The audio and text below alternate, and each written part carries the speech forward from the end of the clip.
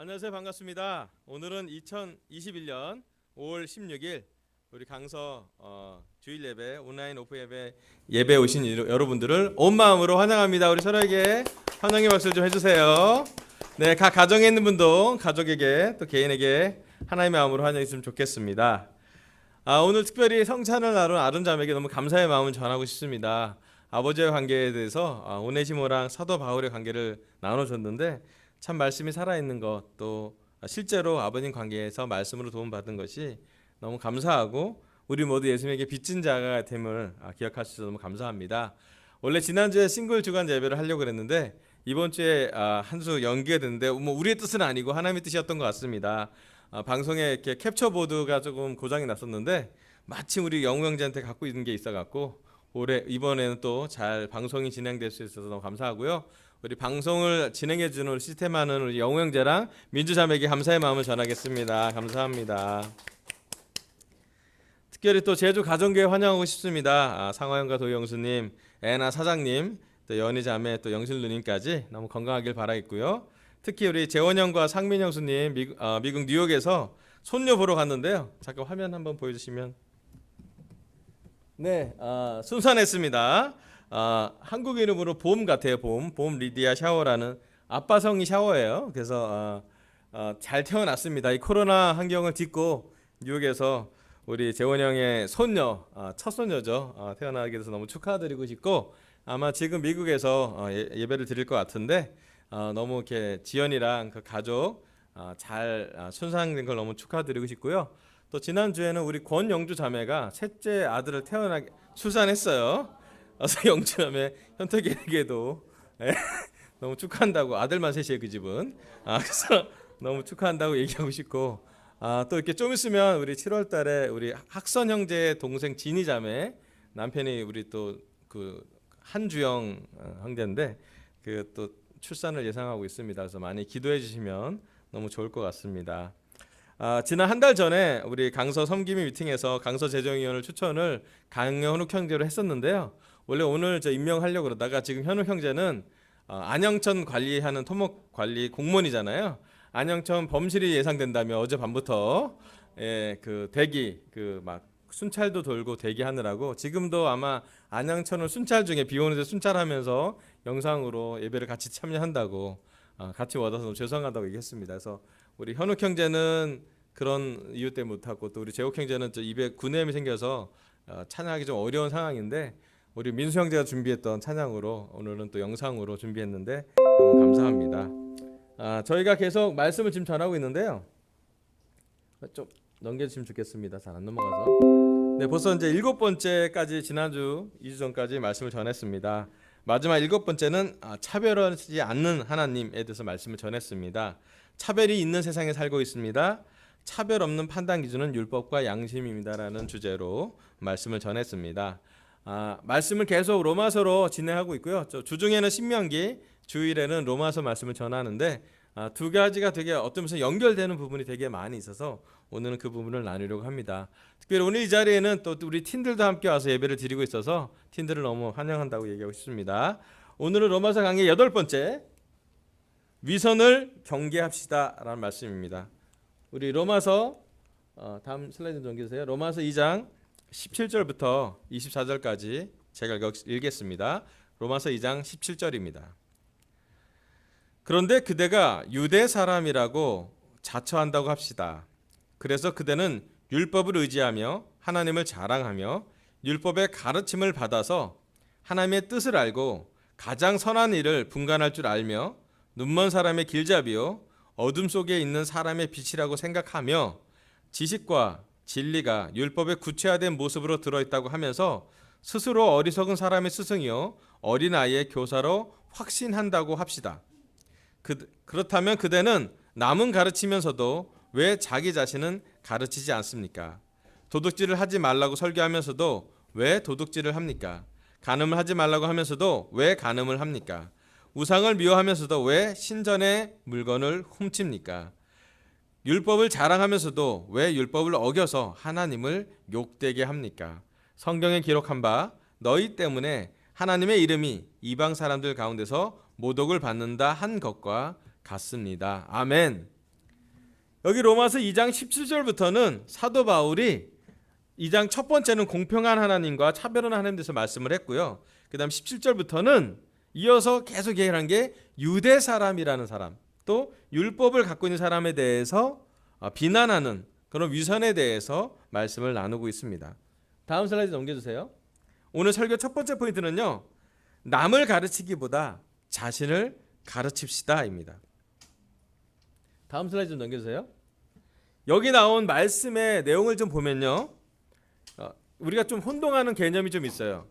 유대인이라는 개념이 있고요, 히브리인이라는 개념이 있고, 이스라엘 민족이라는 개념이 있는데요. 다 비슷한 개념이잖아요, 우리가 볼 때는.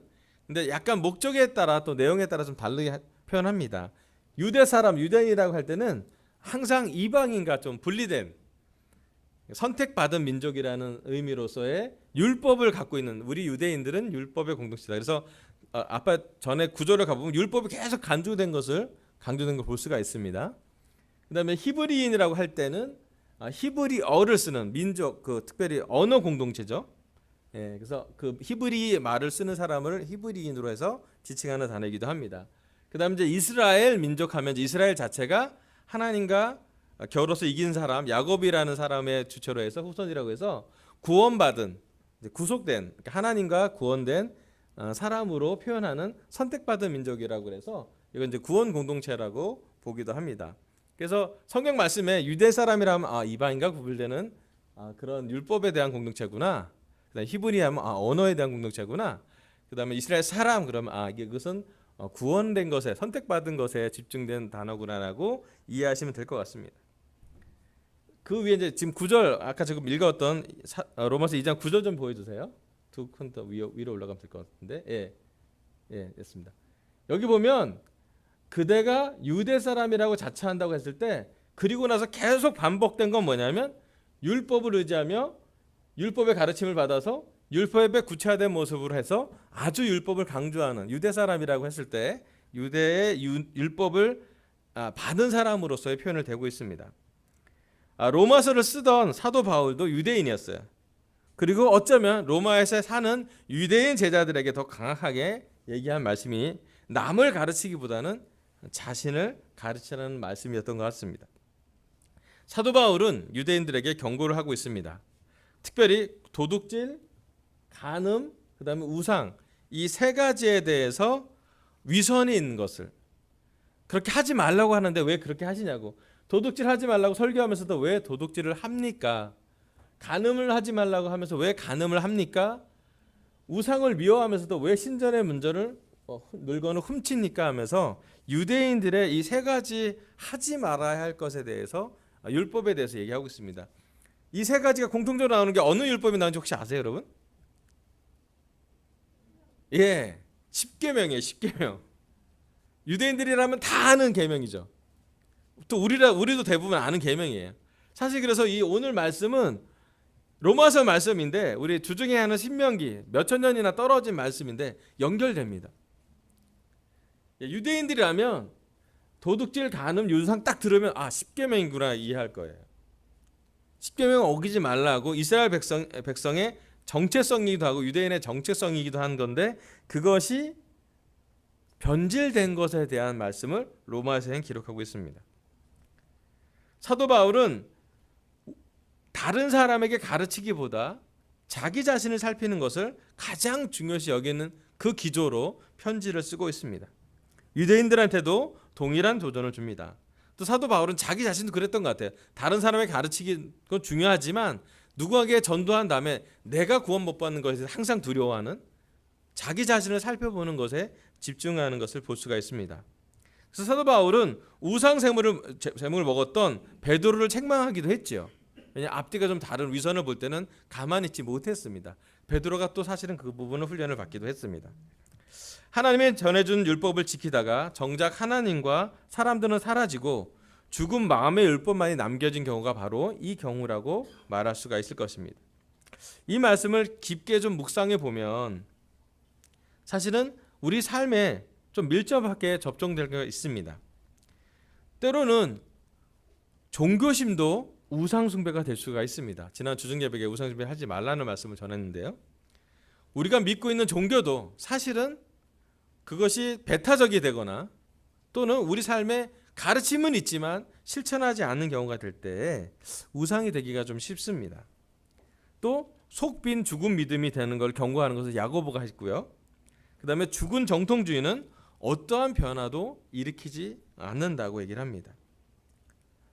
사실 이 말씀을 좀 잘 보면 특별히 우리 제자들한테 저와 같은 가르치는 목사 일을 하는 사람이나 뿐만 아니라 우리 중에 오래 누군가를 가르쳤던 오래된 제자들이나 또는 누군가에게 말씀을 전하는 제자의 삶을 사는 우리를 봤을 땐 아주 우리를 잘 살펴야 되는 중요한 말씀이라고 생각합니다.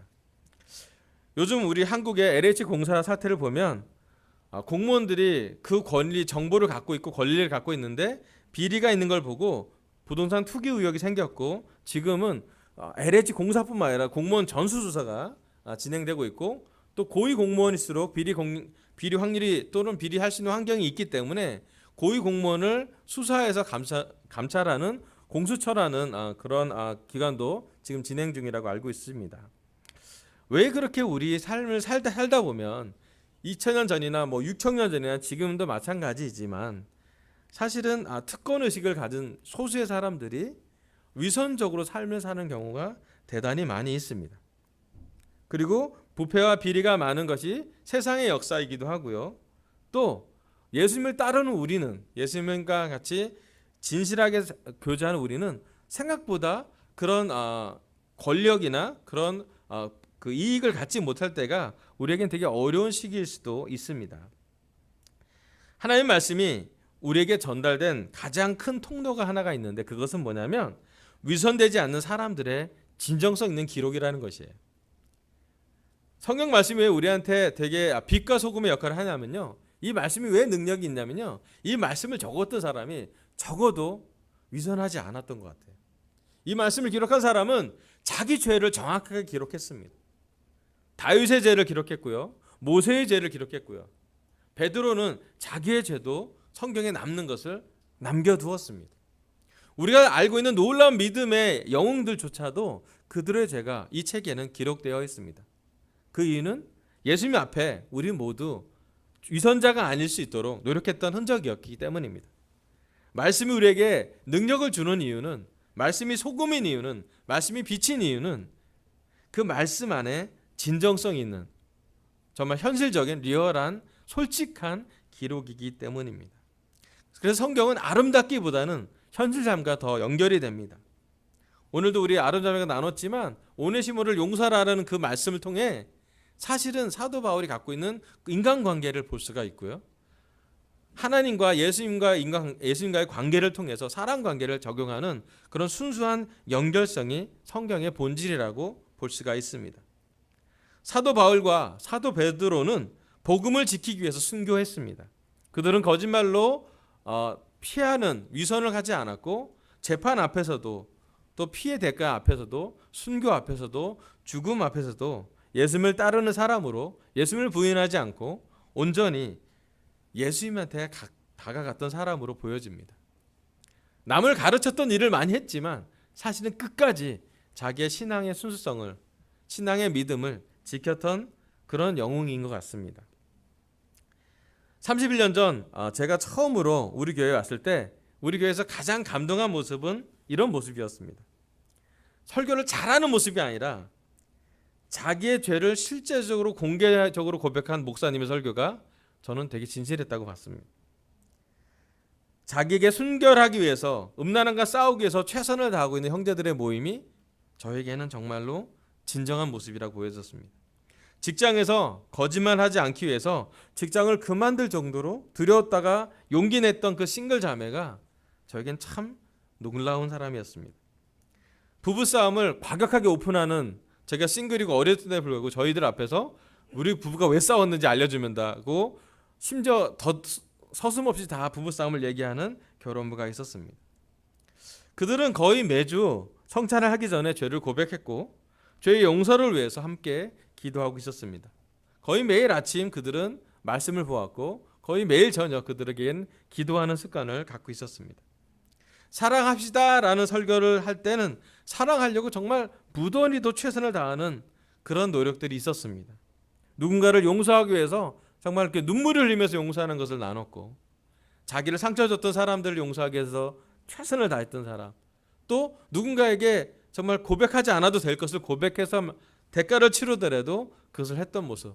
백화점에서 5만 원짜리 물건을 훔친 다음에 10만 원으로 다시 10년이 지난 뒤에도 갖다 주는 그런 한 싱글의 모습을 보면서 저에게는 정말로 이 교회는 남을 가르치기보다는, 다른 사람에게 어떻게 되라고 얘기하기보다는 정말 자기 자신한테 더 충실한, 위선적이지 않은 모습을 되게 감동을 받았던 것 같습니다.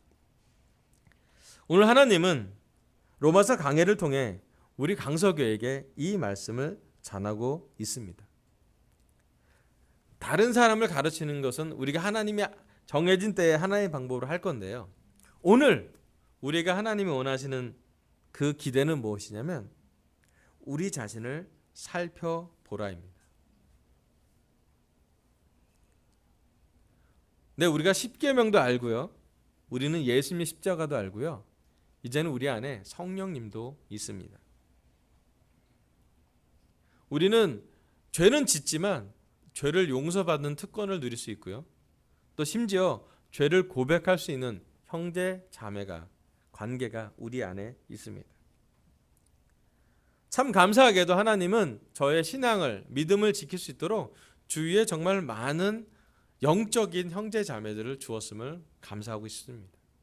제가 지금까지 목사로서 역할할 수 있고, 심지어 복음을 전할 수 있는, 가르치는 일을 할 수 있는 것은 위선하지 않을 수 있도록 저를 어릴 때부터 지켜줬던 수없이 많은 우리 믿음의 선배들 덕분이라고 저는 생각이 듭니다. 그리고 나서 요즘 우리 강서교회, 요즘 제 자신을 보게 됩니다. 얼만큼 우리는 요즘 우리 스스로에게 솔직하게 있는지. 이 말씀을 들을 때마다 마음 한쪽으로는 찔립니다. 한쪽으로는 제가 가르치는 일을 하고 있기 때문이죠. 하지만 또 하나 깊게 봐야 될 것은, 제 자신을 살피는 것은 하나님이 보시기에 복음의 능력의 시작이라는 확신이 들었습니다. 네, 우리가 잘하지 않아도 돼요. 우리가 실수할 수 있고요, 죄를 지을 수도 있고요, 고백할 수 있어요. 괜찮아요. 한 가지 확실한 건 하나님의 완벽한 말씀은 완벽하지 않은 사람들에 의해서 전달이 됩니다. 그게 참 복음의 능력인 것 같아요. 우리가 완전하지 않아도 하나님이 말씀으로 우리를 도와주세요.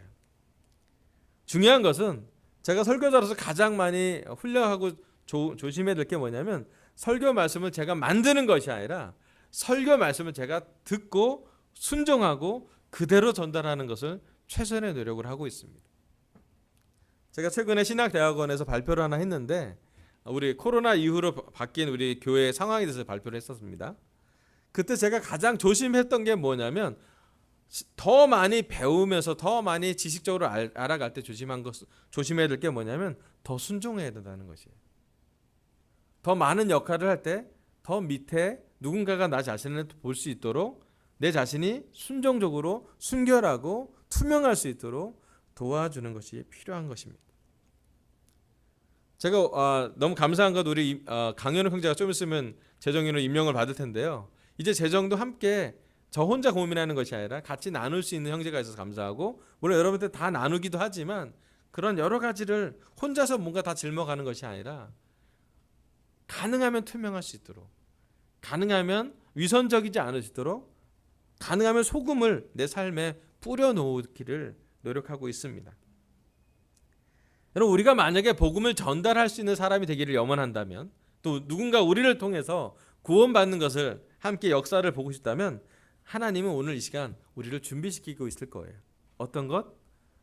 우리 자신이 간음으로부터, 우상으로부터, 거짓말로부터, 여러 가지 세상적인 유혹으로부터 우리 자신을 잘 지키라고. 특히 우리 결혼부들에게 말씀을 전하고 싶습니다. 자녀들에게 복음을 전하고 싶은 것을 우리가 너무나 잘 알고 있습니다. 우리 자녀들이 복음을 듣기를 바라요, 우리를 통해서. 근데 한 가지 아는 것은, 우리 자녀들이 감동받는 것은 복음을 잘 아는 아빠 엄마가 아니라 복음 밑에서 얼마나 갈등하는 것을 잘 열고 잘 회개하고 잘 사과하고 잘 정리하는 것을 보는 것이 진짜 복음의 능력이라는 생각이 들었습니다. 아마도 우리 부모로서 우리에게 가장 중요한 것은 복음 속에 우리 자신을 순종하는 모습을 하는 과정을 여는 것이라고 생각이 듭니다. 여러분, 청년부들에게도, 싱글들에게도 말씀을 전하고 싶습니다. 예수님은요, 다른 사람은 불쌍히 여겼고 자기 자신은 높은 기준으로 자기를 훈련했습니다. 싱글인 예수님은 그러한 과정을 가져갔습니다. 불쌍히 여겨줬고 다른 사람에 대해서는 가능하면 관용적으로 대해줬습니다. 하지만 자기는 하나님과 관계가 있기 때문에 외롭지 않으셨고요. 하나님 관계가 있기 때문에 누가 사람이 보지 않아도 하나님과 걸어갔던 시간이, 하나님과 기도했던 시간이, 하나님과 충분히 교제했던 시간이 많았던 것으로 보여집니다. 여러분, 그래서 우리가 남을 가르치기보다는 먼저 우리 자신을 가르쳤으면 좋겠습니다. 말씀을 아는 것, 복음을 아는 것은 가장 중요한 우리의 선물입니다. 자, 이 선물이 변질되지 않고 소중하게 가치를 받아서 아름다운 곳으로 전달되려면 우리가 잘 깨끗하게 투명하게 전달하는 역할을 했었으면 좋겠습니다. 우리 모두 남을 가르치기보다 우리 자신을 잘 집중해 보면 좋겠습니다. 아마 이 원리는 성장하는, 성숙하는 모든 사람에게 전달되는 그리스도의 원리입니다. 다른 사람은 다른 사람에게 맡겨두고 너는 나를 따르라고 예수님 얘기했습니다. 다른 사람은 비교하지 말고, 다른 사람은 어떻게 될지 모르겠지만 너는 나를 보고, 예수님을 보고 예수님과 닮아가면 좋겠다고 예수님은 얘기합니다. 오늘 이 시간 우리가 이 로마서 강의 8번째 위선을 경계하라는 주제로서 첫 번째로는 다른 사람보다 말씀이 우리에게 적용되기를, 또 말씀이 우리 안에 살아나기를, 또 말씀을 통해서 우리가 위선보다는 솔직함의 삶을 살기를 간절히 바랍니다. 아멘. 두 번째 말씀은 로마서 2장 25절부터 29절입니다. 로마서 2장 25절부터 29절입니다. 제가 읽어보겠습니다. 율법을 지키면 할례를 받은 것이 유익하지만 율법을 어기면 그대가 받은 할례는 할례를 받지 않은 것으로 되어버립니다. 그러므로 할례를 받지 않은 사람이 율법의 규정을 어기면 그 사람은 할례를 받지 않았더라도 할례를 받은 것으로 여겨질 것이 아니겠습니까? 그리고 본래 할례를 받지 않았더라도 율법을 온전히 지키는 사람이 율법의 조문을 가지고 있고 할례를 받았으면서도 율법을 범하는 사람이 그들을 정죄할 것입니다. 겉모양으로 유대 사람이라고 해서 유대 사람이 아니요, 겉모양으로 살갗에 할례를 받았다고 해서 할례가 아닙니다. 오히려 속사람으로 유대 사람인 이가 유대 사람이며 율법의 조문을 따라서 받은 할례가 아니라 성령으로 마음에 받은 할례가 참 할례입니다. 이런 사람은 사람에게서가 아니라 하나님에게서 칭찬을 받습니다. 아멘. 여기 말씀의 사도 바울은 육체적으로 받은 할례와 성령으로 받은, 마음에 받은 할례를 비교해서 설명하고 있습니다. 로마 시대는 겉모양에 많이 집중하는 사회였습니다. 황제와 신전을 보게 할 때는 항상 큰 건물로 웅장하게 엄청난 건축물, 엄청난 조형물로 그들의 위용을 나타냈습니다. 그때뿐만 아니라 바울이 갔던 로마 시대뿐만 아니라 지금 대한민국을 봐도 사실은 겉모습에 대단히 집중하는 시기이기도 합니다. 사도 바울은 율법을 완성시킨 예수님을 깊이 묵상했습니다. 예수님은 화려한 성전이 아니라 십자가의 홀로 너무나 화려하지 않게 너무나 수치스럽게 홀로 십자가에 돌아가셨습니다. 오늘 설교 두 번째 말씀 넘겨주세요.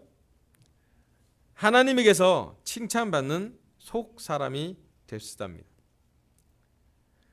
우리는 살면서 누군가의 칭찬이 꼭 필요합니다. 어릴 때는 부모님의 칭찬이 필요합니다. 또 학교에서는 선생님의 칭찬을 받으면 공부할 만하죠. 칭찬을 잘 안 해줘서 그렇지. 친구들의 칭찬이 정말 이렇게 친구 관계를 세우기도 합니다. 또 사회에서는 상사의 칭찬이 얼마나 고마운지 모릅니다. 왜냐하면 상사가 칭찬을 잘 안 하기 때문이죠. 하지만 한편으로는 한국 사회에 칭찬은 참 인색합니다. 경쟁과 비교는 많은 사회인데 칭찬이 부족하니 사람들은 참 많이 외롭고 불행하다 느낄 때도 많고 무력하다고 또 실패했다고 느낄 때가 있습니다. 로마 시대도 우리 사회와 비슷한 면이 있습니다. 겉모습만 집중하고 또 칭찬을 갈급하며 예쁘고 멋있는 것, 또 위력 있는 것을 자랑하는 시대가 바로 로마 시대였습니다. 사도 바울이 오늘 이 시대에 오면, 우리 한국 시대에 오면 우리에게 이 말씀을 전할 거라고 생각합니다. 어떤 말씀이냐면 겉사람보다 속사람을 잘 가꾸라고요. 여기 마지막 구절 하나 넘겨주세요. 예, 고린도 후서 4장 16절부터 18절. 오늘 마지막 구절인데 한번 같이 한 목소리로 봉독해서 읽어보도록 하겠습니다. 고린도후서 4장 16절. 그러므로 시작. 그러므로 우리는 낙심하지 않습니다. 우리의 겉사람은 낡아가나 우리의 속사람은 날로 새로워집니다. 지금 우리가 겪는 일시적인 가벼운 고난은 비교할 수 없을 정도로 영원하고 크다큰 영광을 우리에게 이루어 줍니다. 우리는 보이는 것을 바라보는 것이 아니라 보이지 않는 것을 바라봅니다. 보이는 것은 잠깐이지만 보이지 않는 것은 영원하기 때문입니다. 아멘. 여기 사도 바울의 서신서 로마서와 고린도후서의 연결은 속사람입니다.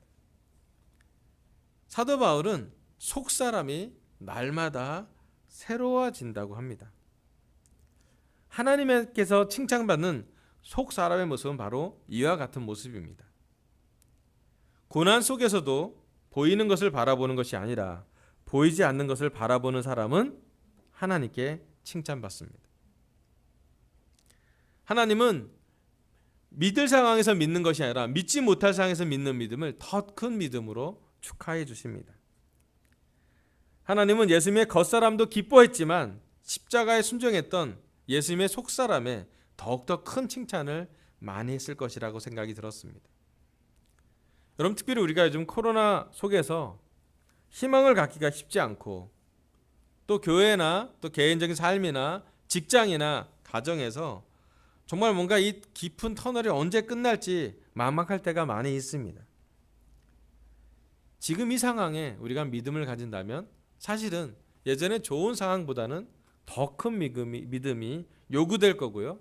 이 믿음은 하나님의 칭찬받는 그 믿음이 될 거라고 생각이 듭니다. 고난이 있고 어려움 속에서 상태에서 갖는 속사람의 모습, 사실 그 모습이 아름답지 않을 것이에요. 시편에 보면 많은 탄원하는 시가 있고, 하나님 왜 우리는 이렇습니까? 하나님 언제 오시겠습니까? 하나님 이 고난이 언제 끝나겠습니까? 하나님 어둠이 너무 짙어서 우리 영혼이 너무 말라갑니다 라는 표현이 시편에 써 있습니다. 하지만 그들 모두는 그러한 간절한 절망에도 불구하고 하나님에게 의지했고 하나님을 부르짖었으며 궁극적으로는 하나님께 다시 영광을 돌리는 그러한 삶을 살게 됩니다. 하나님께 칭찬받는 속사람이 어떤 사람인지를 한번 묵상해 보시면 좋겠습니다. 저 개인적으로도 우리의 겉사람도 되게 중요하죠. 예, 겉에도 되게 모습 중요하기도 합니다. 하지만 하나님이, 또 사도 바울이, 예수님이 이 자리에 오면은 우리의 겉사람을 통과해서 우리의 속사람을 보기를 원하십니다. 더 정확히 말씀을 전한다면 속사람은 날마다 새로워질 수 있습니다. 겉사람은 늙어질지 모르겠지만 속사람은 날마다 뭔가의 새로움이 생길 수 있습니다. 또 우리가 지금 갖고 있는 고난을 사도 바울은 가벼운 일시적인 고난이라고 표현했습니다. 하지만 그가 갖고 있는, 사도 바울이 갖고 있는 믿음은 이 고난은 지나갈 고난이라는 믿음이었습니다. 그리고 우리가 얻을 것은 비교할 수 없을 정도로 영원하고 크나큰 영광을 하나님이 준비해 주신다고 했습니다. 제가 한 가지 아는 것은 코로나가 지나갈 것입니다. 물론 지금 벌써 1년 5개월이나 진행돼서 마스크를 쓰는 것도 좀 아직까지도 익숙해지지 않을 수도 있고 불편할 수도 있고, 또 어느 나라는 이미 코로나 백신이 접종이 돼서 마스크를 공식적으로 풀어도 되는 공간이 생기기도 했는데요. 네, 언젠가는 지나가겠죠. 올해나 내년이면 우리도 다 백신을 맞고 항체가 생기면 좀 자유로워질 것 같습니다. 하지만 그 시기까지 우리가 원하던 예배를 드리지 못할 때, 우리가 자유롭게 숨쉬지 못할 때 우리의 믿음과 영성은 어디에 있을 것인지 한번 묵상해 보기를 바랍니다. 제가 정말 믿는 것은 하나님이 우리의 겉사람은 약해질지 모르겠지만 우리의 속사람 점점점 강해질 수 있게끔 훈련해 줄 거라고 생각이 듭니다. 여러분, 우리 각 가정에서도 예배를 드리고 모니터리 예배 드리는 모든 분들에게도 하나님은 우리의 속사람을 강하게 훈련시킬 것을 준비하고 있을 거라고 생각이 듭니다. 여러분, 우리가 하나님에게 칭찬을 받는 속사람이 됐으면 좋겠습니다. 이 예배는 하나님만 온전히 기뻐하는 그런 예배가 됐으면 좋겠습니다. 그리고 이 예배에 사람이 많을 때가 있고 적을 때가 있고 좋은 상황이 될 때가 안 좋은 상황이 있을 때도 있겠지만 우리 예배, 강서 예배는 하나님에게 집중되고 하나님을 기뻐하시는 그런 예배가 됐으면 좋겠습니다. 강서교회 각 가정도, 제자들, 결혼분한테도 말씀드리겠지만 여러분 가정에서도 하나님이 살아계시고 움직이는 것을, 또 하나님의 말씀이 여러분 삶에 역사하는 것을 여러분과 여러분의 아내들, 남편과 우리 아이들과도 나눴으면 좋겠습니다. 우리 싱글들에게도 하나님이 어떻게 하나님을 기쁘시게 하는 싱글, 하나님만 집중하고 예수님처럼 하나님께 나아가는 싱글이 됐으면 참 좋겠습니다. 여러분, 그럴 때 하나님은 감히 우리에게 얘기합니다. 우리가 이 나라의 희망이고 이 나라의 복음을 전할 통로가 될 것이고 우리를 통해서 복음은 담대히 전달될 수 있을 거라 생각이 듭니다. 능력은 우리 게 아니지만 전달될 것은 하나님이 될 것이라고 저는 믿습니다. 그리고 그렇기 때문에 하나님은 우리 삶에 작은 고난, 작지 않겠죠. 어려운 고난, 길게 할 수도 있고 무거운 고난일 수도 있겠지만 그 고난 중에 하나님에게 칭찬받는 진짜 믿음을 우리가 훈련받을 것이라고 생각이 듭니다. 마지막 슬라이드 넘겨주세요. 오늘은 하나님은 저희 입술을 통해서 로마서 강의 8번째 말씀으로 위선을 경계합시다 라는 말씀을 전했습니다. 첫 번째, 남을 가르치기보다 자신을 가르칩시다. 아멘.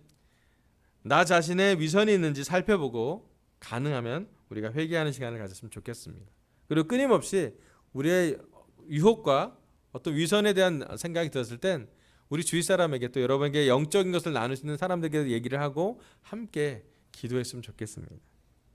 두 번째, 하나님에게서 칭찬받는 속사람이 됩시다. 하나님에게 칭찬받는 속사람이 되도록 보이지 않는 것을 바라보고 우리가 믿음으로 하나님을 기쁘시게 하길 바라면서 설교를 마치겠습니다. 감사합니다.